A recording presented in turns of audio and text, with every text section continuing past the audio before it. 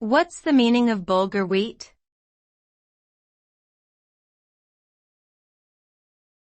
Bulgur wheat.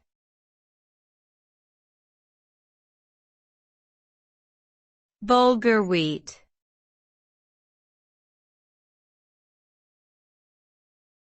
Bulgur wheat.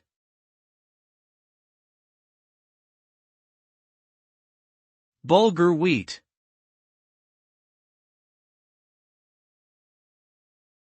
Bulgur wheat is a type of whole wheat grain that has been cracked, partially cooked, and then dried.